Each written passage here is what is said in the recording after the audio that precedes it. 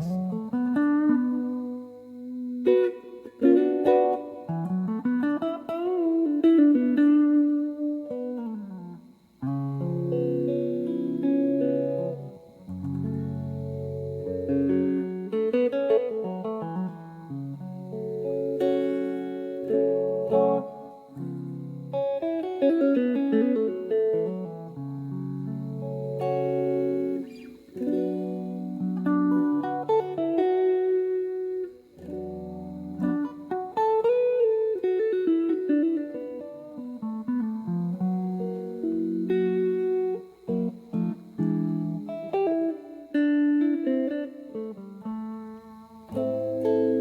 Episode 132.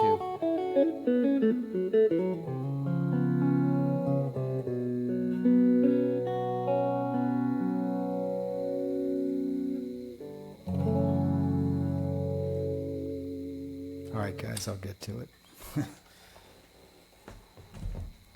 Stop messing around. It's been a long little break I was on. I appreciate you guys hanging in there with me. I'm back at you now. Pulled out the electric guitar tonight. Sorry to noodle on your time. Let's get into it. A lot has obviously happened. It's hard to keep up with it all, really.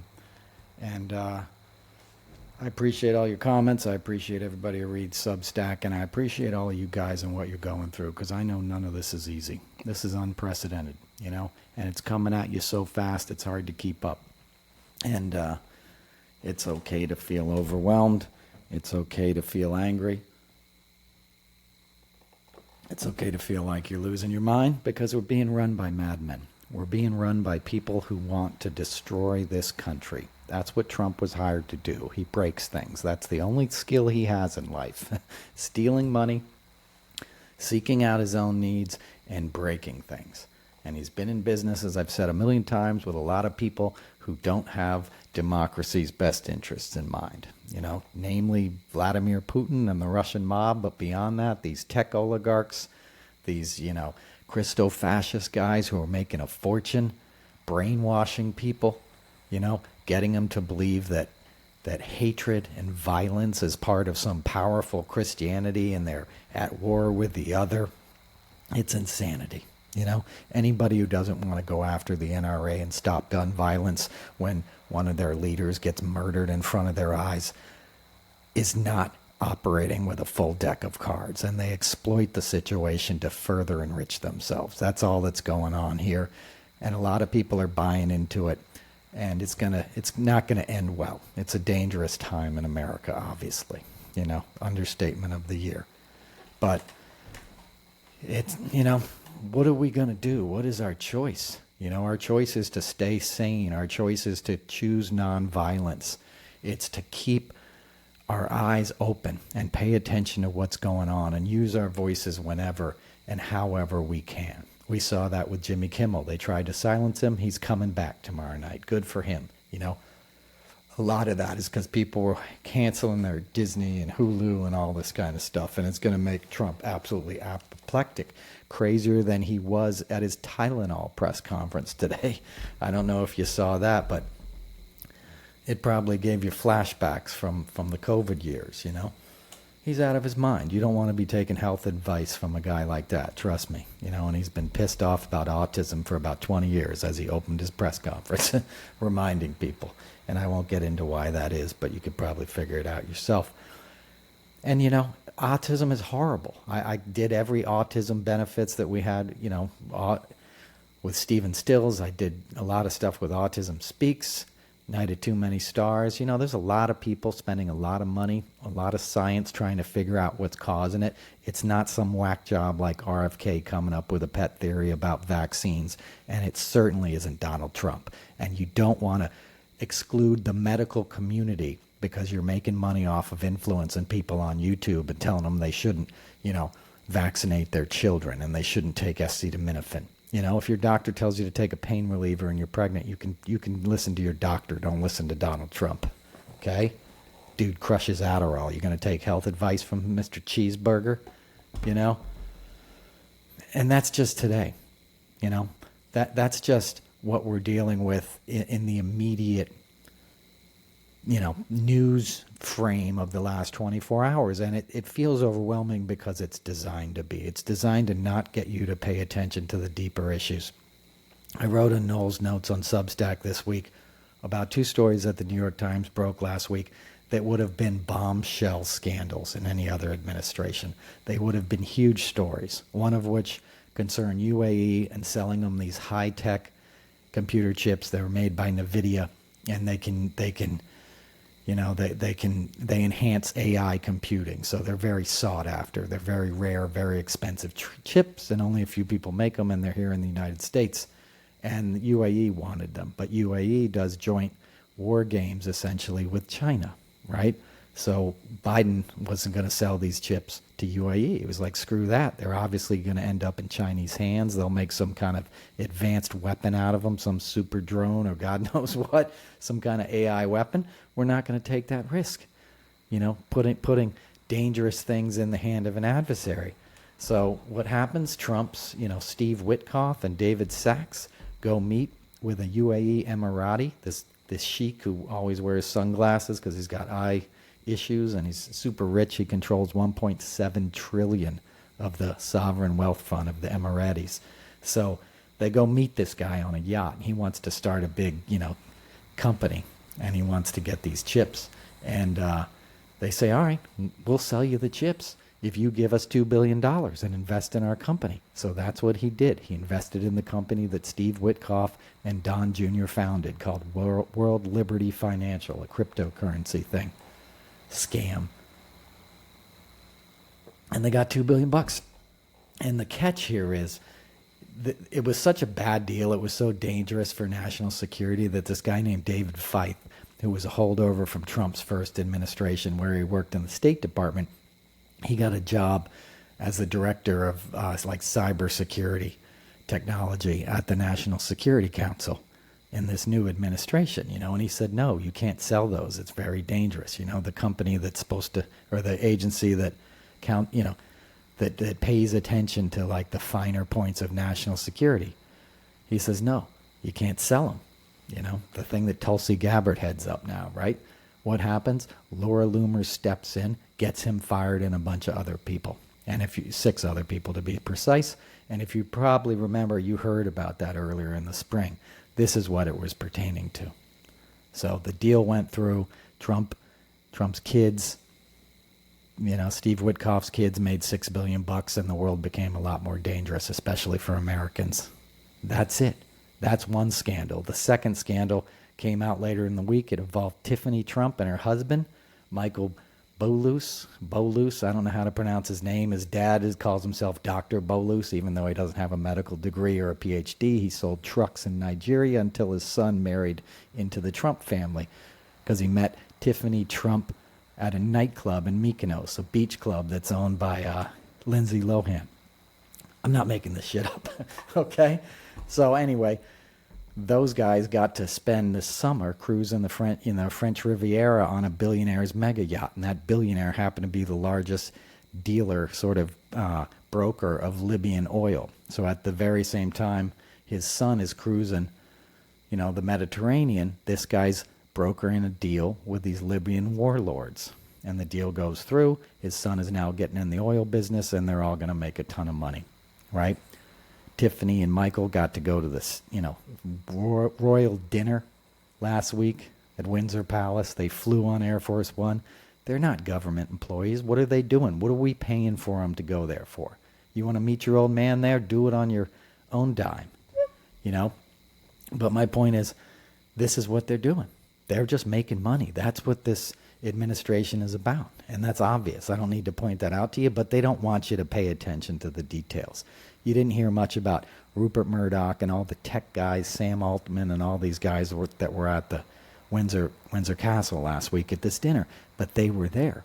They were there because Trump wanted them there. Because he's like, this is what I'm doing. This is who I'm representing. We're going to make massive amounts of wealth. And we're going to do it by starting cultural wars, by getting the people that I'm ripping off and stripping of their rights and civil liberties and the functioning of their government. We're going to get them so pissed off at liberals that they won't be paying attention to how bad I'm screwing them over. And that's precisely what's happening. And that's been the theme of this podcast. This is why I've been ranting about it this entire time, because you can see it. You can see how they infiltrate not just red state America, working class, middle class America, people who are too busy to really pay attention. You know, it's easy to get pissed off at them, and how can you not? Because, you know, all the signs were there. If you voted for this guy a third time, you're a fucking idiot. Sorry to curse, but you really are, you know? Or you just believe all the bullshit. Or you think you're a good person. Or you think you're a good Christian. Or you're racist, but you don't really think of yourself as racist. You know, and everybody in your community is going to vote for him and has a flag and a don't tread on me shit and we love cops and support our troops and all this bullshit ephemera that you guys surround yourselves with while your world is burning down around you and you don't recognize it. You guys aren't getting invited to Palm Beach and Mar-a-Lago. You know, he's not representing you at the UN this week. He's representing himself and his own interest, and he's going to make the world one that you're not going to want to live in.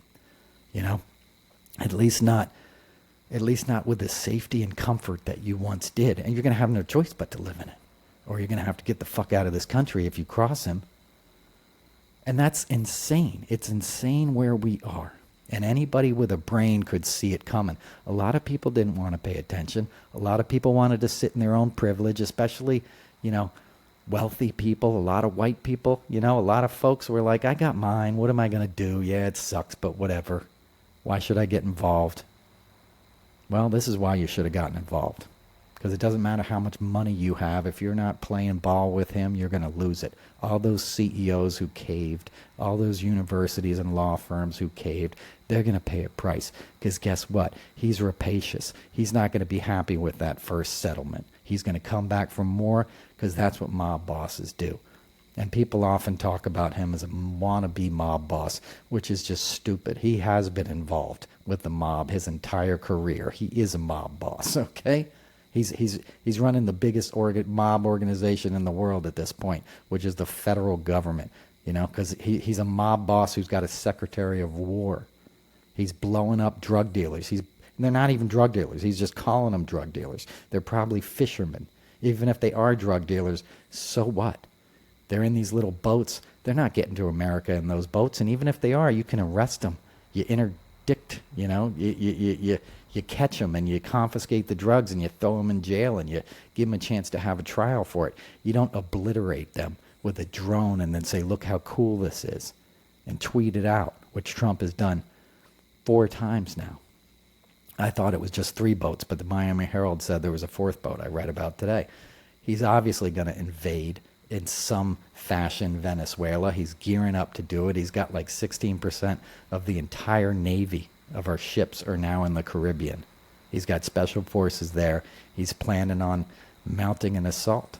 And he's dehumanizing people. He's prepping, he's prepping the situation by like, hey, look at these narco terrorists. I'm making you safe. Trump doesn't care about drug dealers. You know how many drug dealers worked out of his casinos in Atlantic City? You know how many brothels you could buy cocaine in Trump Tower and the rest of his properties? You think you can't buy an 8-ball at Trump Doral in Miami? You're tripping. Look at Don Jr. He runs on cocaine, okay? Trump's a speed freak. I've been in the room with him where he's had convicted drug traffickers as guests at Celebrity Apprentice. Famous dudes who have gone to prison for drug dealing, for methamphetamine sales. You know? Trump's surrounded by that kind of stuff his whole life. So he's not anti-drug. He's just using that as an excuse. He's trying to get these idiots to think, oh, he's just keeping us safe. He's going after Venezuela for the oil. They have a ton of oil. Do you remember when he ran the first time and he was criticizing the Iraq war and he was like, they didn't even take the oil. What's wrong with America? How did we not take the oil? We didn't take the oil because it wasn't ours. We're not Vikings. We don't use the military to go after, a country and then take all the saleable goods and natural resources. At least we're not supposed to. Obviously imperialism is, cast a long shadow in terms of that stuff, but we don't do it outright. And that's what Trump's going to do. He's going to, get Maduro out of there. He's going to install somebody friendly, and he's going to send that same guy, the Boulos, Dr. Boulos guy down there and say, negotiate a deal where I get a cut of all the oil sales that come out of Venezuela. And if you don't think that's what he's doing, you're crazy, because that's what he just did in Venezuela. In Libya, rather. That's what the deal was. The guy, Bolos, who's got a position in the State Department and the White House, neither of which had any Senate confirmation. He's got no congressional oversight. He was appointed by Trump to his gig to fill his family's coffers, Trump's and his own, and his son is married to Tiffany, so it's one and the same, right? Trump sent him to Libya. He negotiated this deal. He did it in Congo, too, for mining, for mineral rights. And they blocked the ambassadors who lived there from being involved in these negotiations, went and dealt directly with these shady characters in Libya and cut a side deal for themselves while their kids are basically getting bribed on a yacht.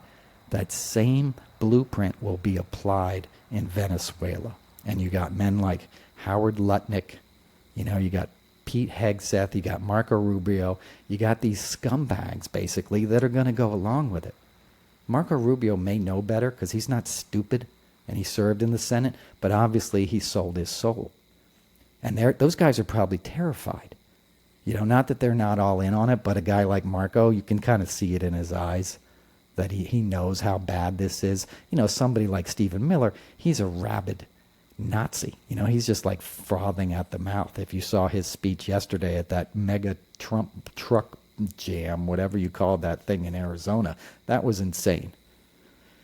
Pyrotechnics at a memorial. I've never seen anything as offensive in my life. If that's Christianity, I don't want any part of that. Are they sending any of that money that they hauled in? She got $6 million, the widow, in the last week. The company that she now is the chair and CEO of makes $96 million in annual revenues. Is she going to give any of that money to the children of Officer Scott, who was killed defending the CDC by a MAGA, freak who was anti-vax, who was marching on the same orders that Trump gave his press conference about today and lost his life, a former Marine with 2 children? Trump didn't mention him once. He didn't tweet about it. He didn't say, I'm sorry. He didn't send Air Force One and Air Force Two and have a big memorial for the guy in a football stadium. He didn't mention it because he was a black man and he was he was just defending this country. He was a good guy and he was killed by a MAGA, just like Mark and Melissa Hortman, or Melissa and Mark Hortman. I'm not saying it one way or another, and the state senator who was shot. Mark and Melissa were both murdered by a MAGA guy, by a guy who had gone to a Christian nationalist university in Texas, spent his whole life in the ranks of anti-abortion, crazy kook, whack, Christo-fascist bullshit, and he killed them. Trump didn't go to his funeral, or their funeral rather. They killed the dog. They lined up the other, his name's escaping me, but the state senator and his wife, they were lined up in front of their kids, man. This is insane. Are the people who raised all this money, or is Erica Kirk going to share some of her loot with those children? Because obviously, what happened to her husband is a tragedy. It's disgusting. It's despicable. And it happened in front of everybody's eyes. That's horrible. Thankfully, I haven't seen it. I've avoided it like the plague. I've seen some stills, but, we have a gun problem. That's it. You can't have a bunch of guns in a country like this. And we have more guns than we have people at this point. And they don't even mention the guns. You didn't hear one person talk about gun control. You didn't even see the guy's relatives on stage. You saw people from the administration on the stage. It was a MAGA rally, right? Where was the kid's uncle, father, whatever? He's 31 years old. Where was his best friend? Nobody like that, right? Just his wife came out smiling in a white pantsuit, and I wasn't buying that little act. Good for her for giving a message of conciliation, but I got a good bullshit detector, and that didn't smell right to me. That was just gruesome. And that's where we are. We're in an obscene, gruesome place. That's why I'm not doing this podcast. I don't want to keep saying the same shit over and over. I get that, like, some people like it, and I appreciate that. But that's why I bailed last time, about a half an hour in. I don't want you to just keep watching this stuff while I'm recounting the horrors of the day. I'm not looking for your attention. You don't need to spend more time online. That is not something that's going to help this country. You can use it as a tool to communicate. You can get your information on here. But You know, this is what got us into this place. You know, the tech companies are all owned by right-wing folks now. TikTok is now going to get handed over to Trump allies. You know, Oracle's going to have a database, Larry Ellison, of everybody's information. I locked the account I had on there 6 months ago. I have deleted the app. And when I would put stuff on there 2 years ago about the Supreme Court, they would take it down. I would have little rants. I used to do these car rants, and they'd get like, 350,000 views, and it'd be about the Supreme Court. They would take it down, and they shadow ban my account, and in the next week I'd go and I'd get 100 views. Social media has not been on your side for a long time. That's what Twitter was. Twitter got purchased by Elon Musk on purpose right before the midterms because they knew they were going to lose. They did, or they didn't have the red wave they predicted, rather. Elon buys X and takes it over, and now it's all Nazis and porn bots, and, they stifle people's voices. And yeah, you can still make a buck at it if you want to incessantly get in people's faces and be like breaking news and pretend like other people's reporting is your own, but that's a scam. You're just trying to get people's attention online and make a buck off them. I'm not trying to do that to you. I give away everything for free. You can sign up for Substack. It's all free. The people who support it make it possible, and I'm mucho gratitude for that, okay? But I'm not trying to get you to live stream and watch me for a long time, okay? So when you see me not coming at you on the podcast, it's because I don't think it's in your best interest. If I don't have anything particularly insightful to say, I'm not going to just react to the day's headlines, because you don't need me to get that. There's a million people to get it from, and I think you should get it in a different way. Enough said.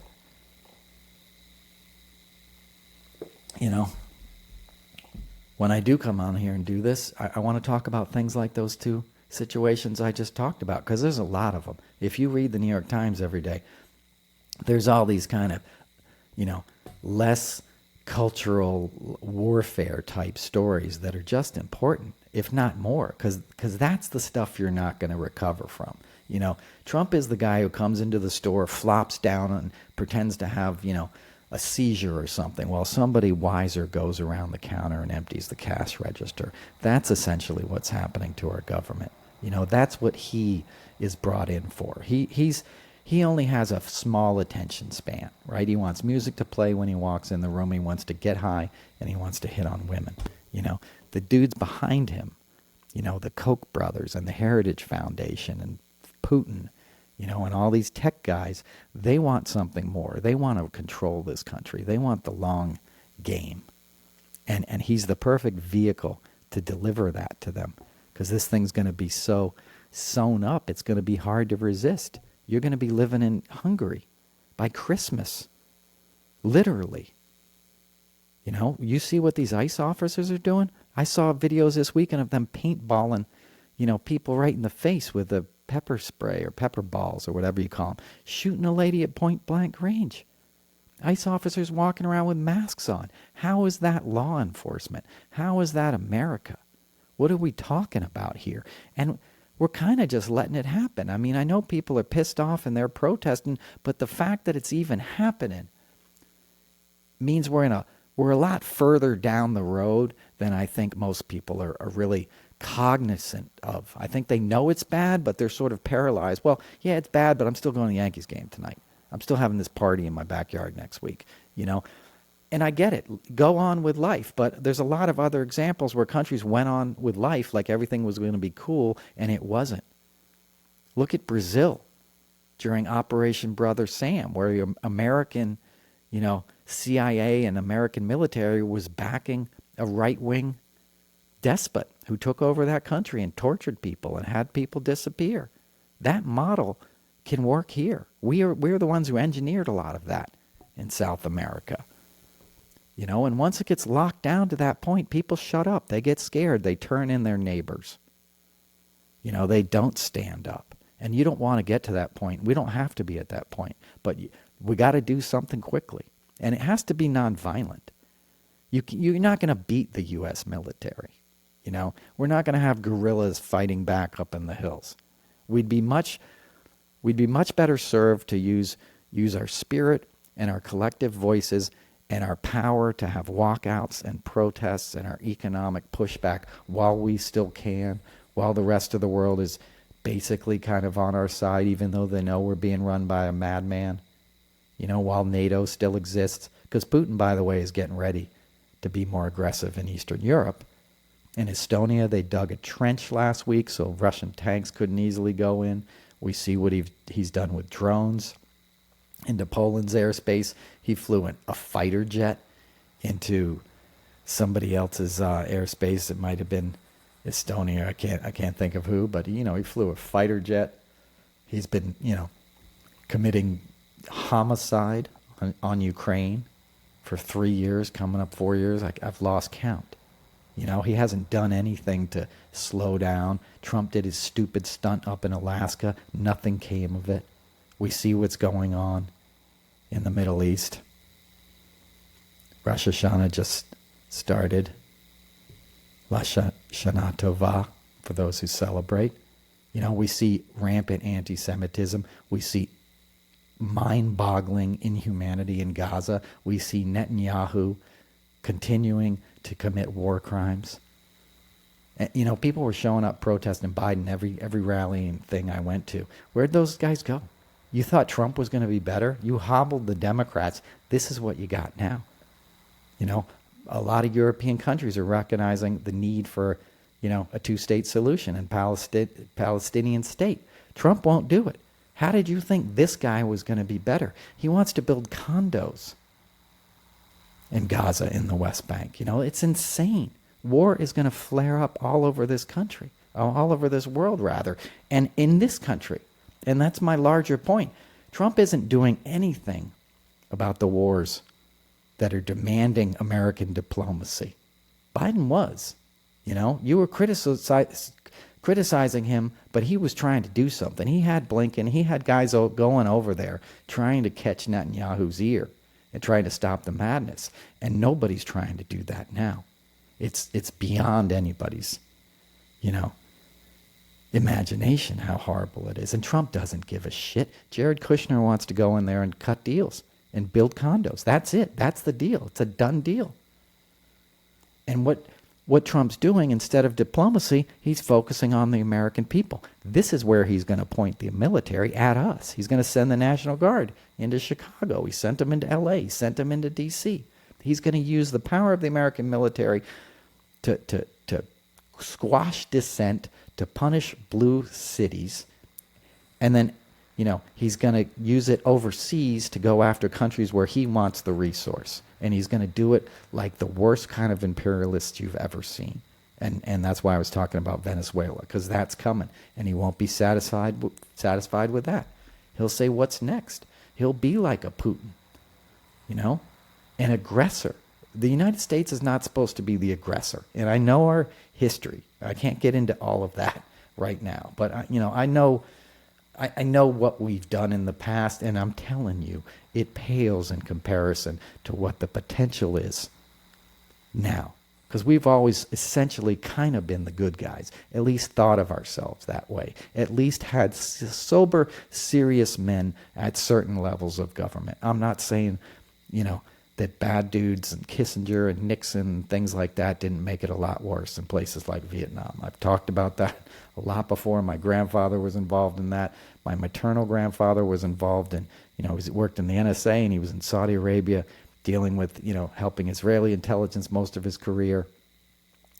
There were serious people who tried to address the complexities of geopolitical conflicts, and it didn't work out. So let me make the other point. Imagine how bad it's been already with guys who actually care, who were educated. What do you think it's going to be like with Secretary of War Pete Hegseth, Marco Rubio, and Donald Trump calling the shots?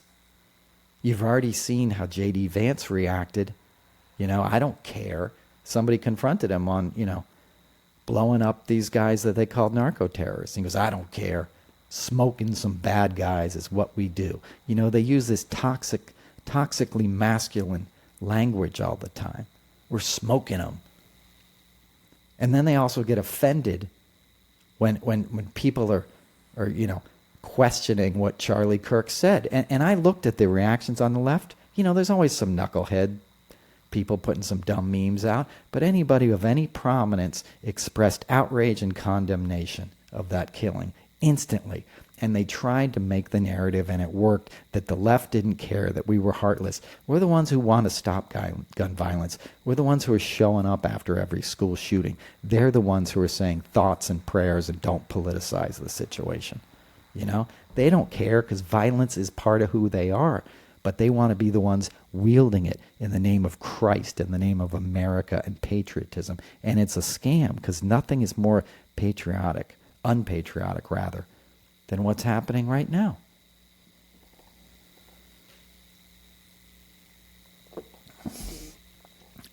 I'm reminded of a listener who said I didn't rant. You know, she appreciated this show because I spoke calmly and stuff.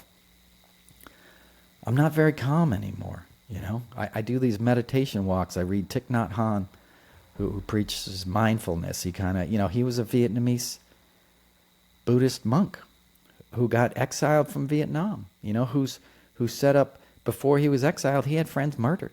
You know, he was a man caught between both factions. The communists hated him, you know, the puppets of the U.S. government hated him because he preached peace and nonviolence. He knew that the people who were suffering were the people in the villages, you know, farmers and poor people up in the hills were caught in this warfare, in these big geopolitical, you know, conflicts, ideological conflicts with blatant corruption on both sides. So he introduced mindfulness to the Western world in a way. You know, he was somebody who was very adept at speaking, and I've been reading a lot of what he wrote, and I went back and read this book that he wrote in these Vietnam years. He wrote this stuff in the 60s, and it's crazy how much he predicted in terms of what's happening now. You know, not just with war and not just with America, but with, you know, sort of greed and poverty and the environment and how everything was sort of getting exploited. And the difference between the have and the have-nots was getting to the point where life would become untenable for huge chunks of this planet. And that's what we're seeing now. In all this I've been talking about tonight, we haven't talked about climate change because you don't hear about it anymore. I talk about it, read Noel's notes. But part of what Trump is doing is distracting people from the problems that we're facing, that we should all be addressing. That's why, you know, oil companies gave him $1 billion. You know, give my campaign $1 billion and drill, baby, drill. But it's not just, you know, the oil companies continuing to do business and exploit the situation. As a people, we're barely hearing about it because there's no bandwidth, there's no room for it because there's so many scandals and there's so much sort of, you know, right versus left drama all the time that none of us are paying attention to this thing that's bearing down on us. You know, it's like the movie with the meteor coming. Don't look up. That's where we're at. That's our biggest problem. There's a super typhoon hit the Philippines yesterday. Massive, massive storm. We're in hurricane season now. We've been lucky so far. We saw what happened last year. You know, there's a woman who listened to this show in North Carolina, Black Mountain, North Carolina. She bought a T-shirt from me, and I sent it to her, and it got sent it back. Never heard from her again. I don't know if she survived that storm. I don't know what her life is like, if she did. And you don't either, because you don't even hear about it. Trump doesn't care. He's dismantled FEMA. He's not going to rebuild things. Look at Texas. You don't hear about that, do you? They didn't find all those people, as far as I know. It moved out of the news cycle. And nobody said, hey, why is this stuff happening? How are we going to do something about it? We've lost 10 years of progress, and we didn't have a minute to waste. You know, the smartest, most capable, best people didn't have a minute to waste. As a government, it would be so hard if you cared and wanted to do something about this to get people to change their habits. You know, it's a Herculean task, and it's one we must do. And it'll never get better. It'll never be cooler than it is now. Like as hot as it was this summer, it'll be hotter next summer. It doesn't cool back down, but we can at least begin to address it. We can do all these little things that nobody's doing. Trucks are getting bigger. Mufflers and leaf blowers and all this crap you hear. We're getting noisy and bigger and consuming more, because it's like a monster. It's a monster being fed by greed and tyranny. And you can see it, it's metastasized into the culture. That's what Trump is. That's what the guys with the "don't tread on me" flags are doing. He's anointing them. He's deputizing them in an army of ignorance that wants to destroy America and is running on anger. But they think they're the good guys because they don't want to be woke. They don't want to wake up. They don't want to change their lifestyle. They want to be on their riding lawnmower, and they want the big Ford F-250, and they want to belittle things that scare them because they don't have the bandwidth to comprehend it, because it's scary, and guys don't like to admit they're afraid, especially dudes that are raised in this toxically masculine, country and sort of environs that a lot of these guys come up in, right? Their dads are dicks, beat them up, they turn into dicks. Be a man, don't cry. Don't be gay, right? Like that, you're always told that's a bad thing. What the hell's wrong with that? It's normal. Lots of people are gay. They're born gay. I know you got people in your family, MAGA dudes. I see MAGA guys all the time, like, that have children that probably pretty obviously gay, and there's nothing wrong with that. You love and support your kids. You don't hand them bigotry, right? You don't legislate against their well-being. You do everything you can to let them live their truth and prosper in life. We were making progress on that issue, and that's being rolled back too. And it's for the same reason, because they want to shrink the minds of these men and women who believe this. They want to feed them bigotry because it's easier to control them. That's what Charlie Kirk was doing. The dude didn't go to college himself, but he was going on college campuses preaching against LGBTQ communities, against wokeism. He was telling people that the professors were indoctrinating them into liberalism. How did he know? He didn't go to college. He didn't go to Brown. You know what I mean? He was getting paid by a billionaire who was anonymous to hand the election to Trump, to help this movement catch fire, to get young people who were impressionable on board. And it worked. Trump wouldn't have won without him. And then they started talking about the release of the Epstein files, and all of a sudden he gets taken out. And nothing adds up about that either if you looked at those text messages. I'm not going to get all into that now, but come on, dude. It looked like a bad script. That's not how kids talk these days, especially via text message. And if you don't know what I'm talking about, go read them. And it's another convenient death in Trump's world, going back to his casino executives. I talked about it again in my piece this week. Oh, wow. I don't know if you heard that. I just hit a keyboard. Anyway, it's a big show. It's a big show, and you got to follow the money. You got to see who benefits from this stuff. And it always seems to be Trump and the billionaires, And their aim is to exploit people, to exploit their ignorance. Anybody who's telling you that Christ wants you to discriminate against somebody else, what the hell do they know about religion, about love, about compassion? It's disgusting. Absolutely disgusting. They blame transgender kids for these mass shootings. 99% of these guys grow up in homes with guns and Fox News on the TV. Kyle Rittenhouse, all of these dudes. They got whack job man running the FBI, Kash Patel. Dude was sitting in Rayo's the night of the shooting. If you're not familiar, Rayo's is an Italian restaurant up in Harlem that was founded by Vincent Rayo, who was a mob boss. He was an underboss back in the day. I mean, talking like, late 18th, 19th century. That's where the Italian mob was uptown in Harlem. That was like what Spanish Harlem is now. That used to be an Italian neighborhood going way back. Anyway, there's a very famous, very hard to get into restaurant that was John Gotti's hangout. It's called Rayo's. They make spaghetti sauce. The guys who own it now are not mobsters. It's a celebrity kind of hangout.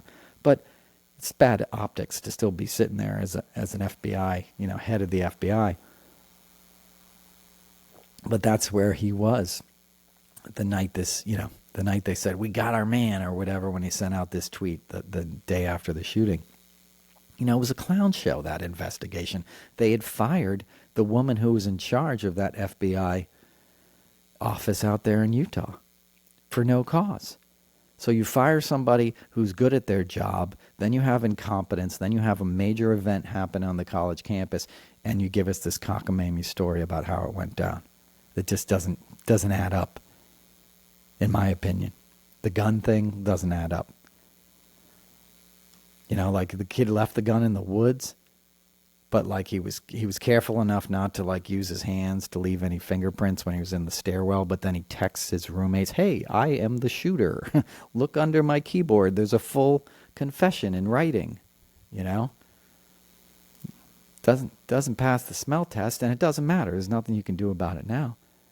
And they're going to use this opportunity to crack down on Americans. They're going to use it to get people to turn in their fellows, saying this guy was making fun of Charlie Kirk.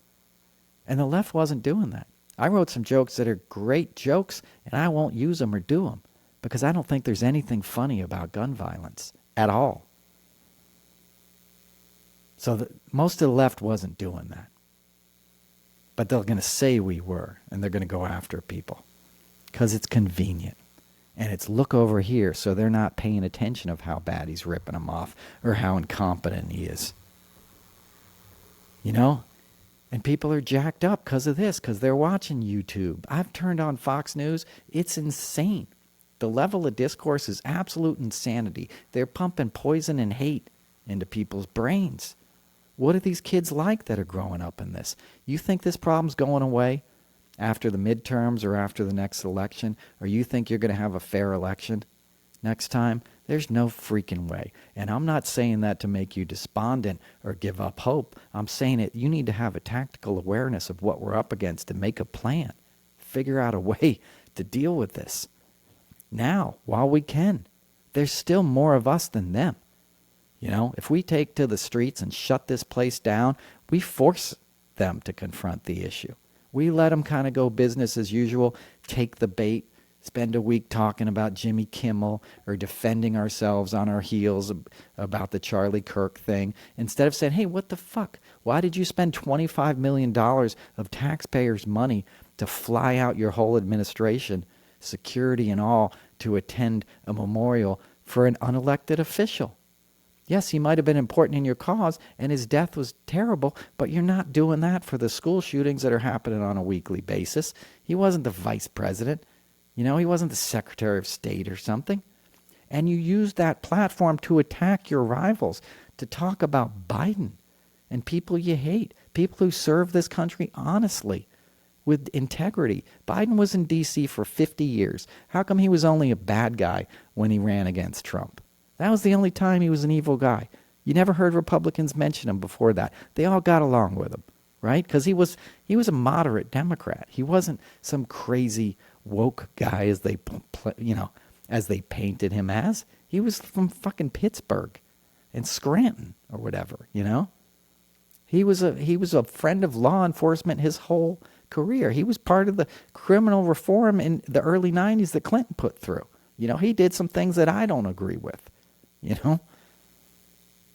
But the Republicans never had a problem with him until Trump said so. And then Trump went out and found a bunch of shady, crooked cops, Tom Holman, who took a $50,000 bribe on camera by undercover agents, FBI agents posing as construction workers, bribed him to get a contract on the border wall, which the first term was all bribes. I promise you, Trump got a kickback on everything that went down on the border in the first term. You know? These shady guys that you can't do anything about. Dan Bongino, like all these morons that are just going to do his bidding. And they go out and hire these ICE agents. They're giving them $50,000 signing bonuses. Like, that's insane. No training, and then they're out in the field. It's hard enough to have cops that aren't corrupt or sort of racist and abusive as it is. Right? We've had a terrible problem with policing in this country my entire life and well before it. And anybody who's not admitting that isn't being honest. And that's not to say there aren't decent, law-abiding folks within our law enforcement. There's a lot of smart people who cared and did the right thing. But a couple of bad apples have always existed, and it's much more than a couple, right? But they've always had these unions that lock everything down. and you can't have any dissent. You can't talk about the corruption, you know. Thin blue line or the blue wall or whatever you want to call it. Serpico follows me on Twitter, by the way. Anyway, it's always been there. It's a whole nother show. And Trump knew how to seek out the corrupt cops. He always had ex-NYPD. Keith Schiller, all these guys were cops. The first time I met a cop who worked with Trump was in the VMAs in the 90s. And he goes, that guy's the biggest poonhound in New York City. I'm on his security detail. Every night we're out. He's back in, he's in the back room of some club with a bunch of models, getting high, doing whatever he wants to do. And he's got big thuggy cops standing around, letting him get away with it. That's the last guy you want to have corrupting law enforcement. Look at his bullshit assassination attempt in the Secret Service.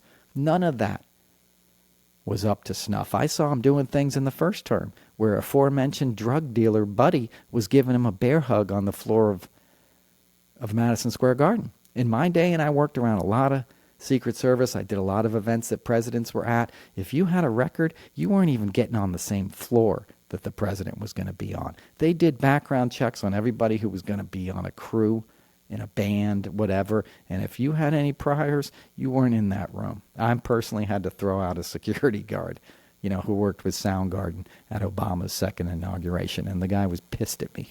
I went to see them in New York a couple nights later, and the same security guard was backstage. He was like, "You again?"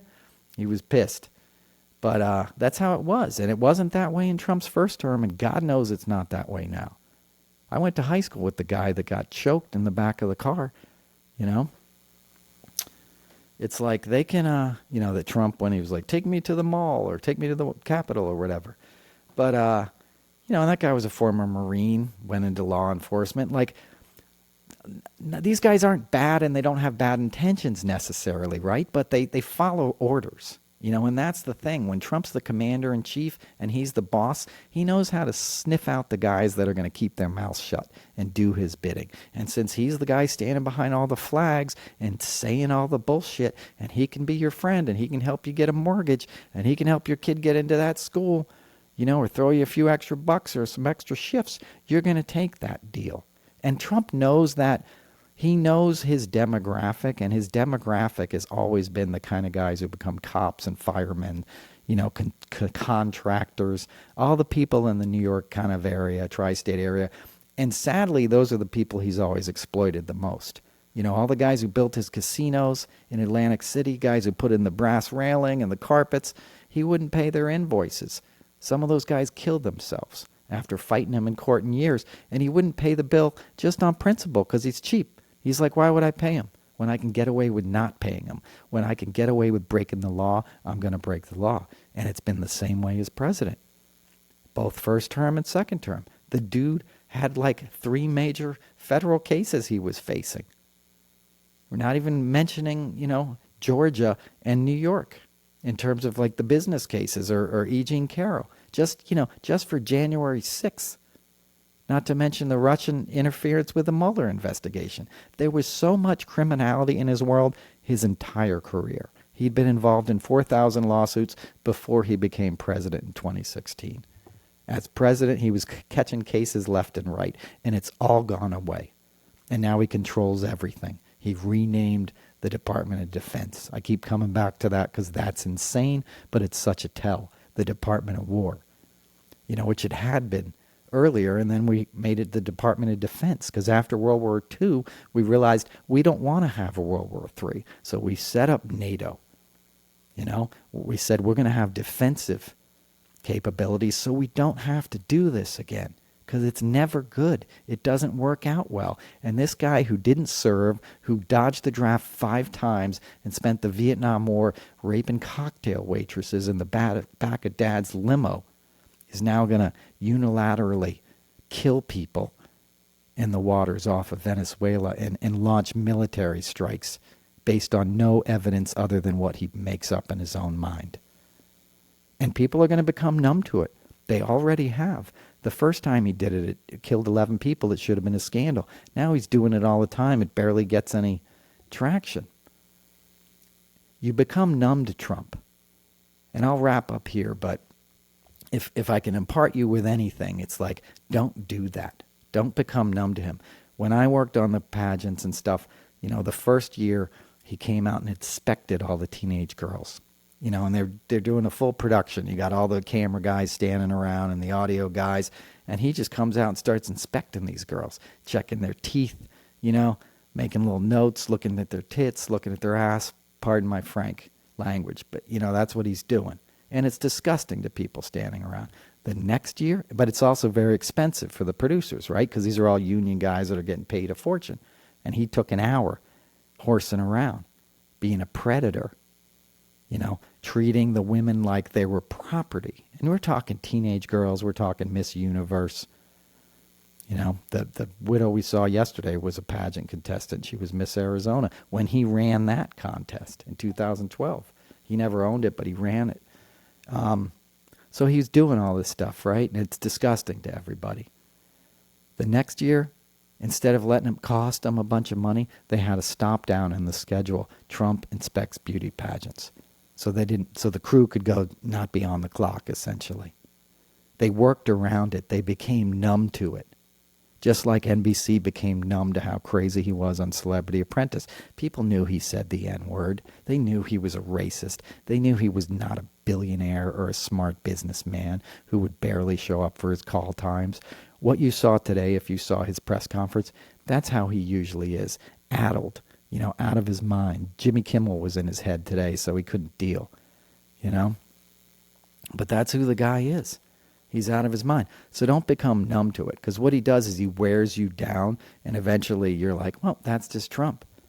And that's what I see happening with a lot of this corruption. I feel like people are like, well, that's Trump going to be Trump. Just like him showing up late all the time, right? He's always late. He was 40 minutes late for a thing that was supposed to be at 4 o'clock. He comes out at 4:45 or something. That's unacceptable, because that means he doesn't respect anybody else. And we accept that. Well, he's going to be late. He's president. Maybe every once in a while he's late, but he's always late, and people have just accepted it. You never hear any outrage. What are you going to do about it? I know it seems like a small thing, but it's not. It's one of those things that just becomes normal. It's like when he started calling it the Democrat Party. It's the Democratic Party. He thought that sounded too good. So he started calling it the Democrat Party. And now you turn on the TV and they call it the Democrat Party. He's reshaping our culture. He's getting people numb to his corruption, Nothing could be more dangerous than that.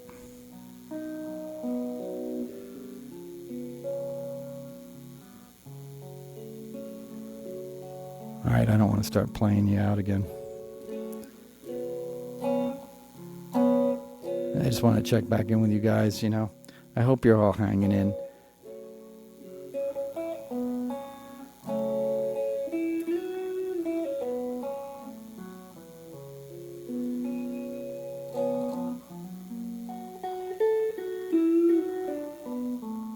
It's still a beautiful world,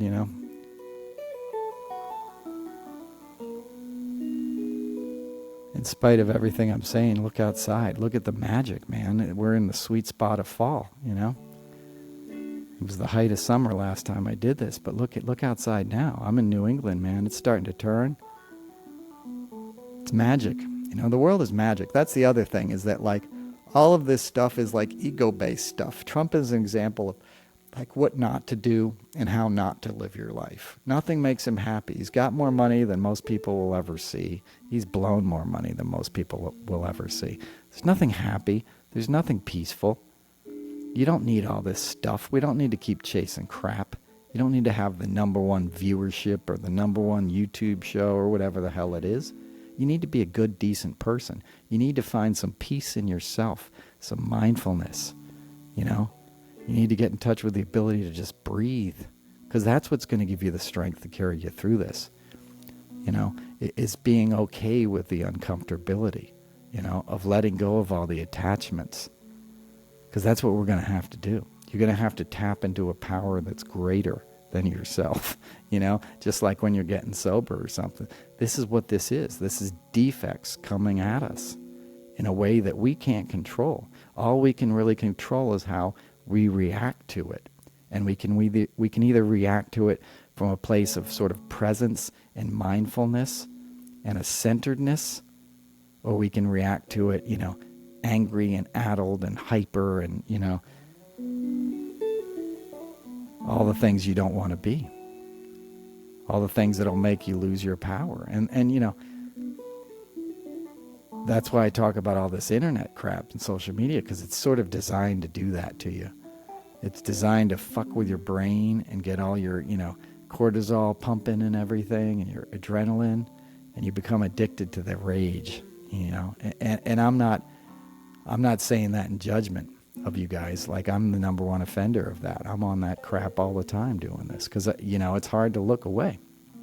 But you just got to realize what you're up against. And you got to take time for yourself, You got to go outside and, listen to the crickets. I don't know if you can hear them, but there's all these beautiful crickets outside, And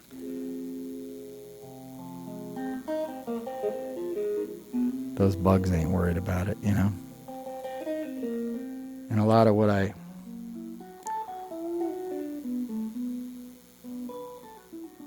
talk about and do is like kind of for that, that's what we owe it to. We owe it to the deers and the birds and the fish and the, cats and dogs, all the beautiful creatures on this planet who don't get a say in all this craziness. We're the ones who get a say. We're the ones who ended up in this time. And these are exceptional times.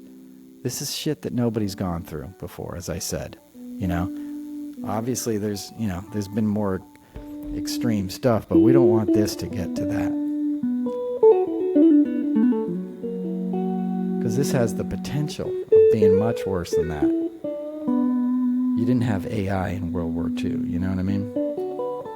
You didn't have people dissolving facts in front of your eyes and being able to make stuff up and owning giant networks that could just pump poison into people's brains, turning against their fellow Americans,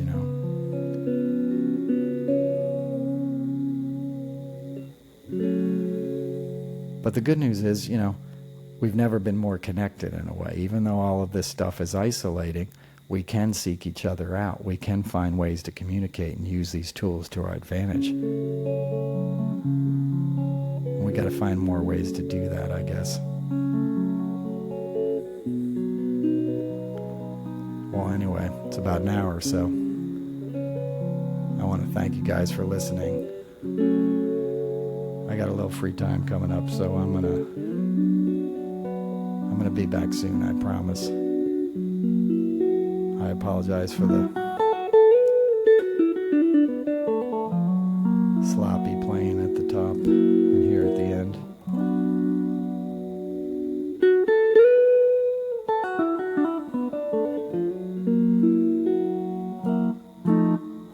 Noel Casler Podcast, episode 132. Check me out on Noel's Notes on Substack. If you're supporting this podcast, I appreciate it. You can listen commercial free and watch it commercial free on Patreon if you so desire.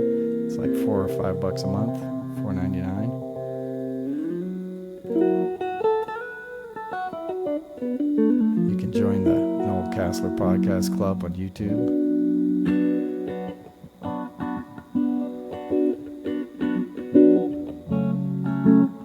I'll come back sometime and just play guitar.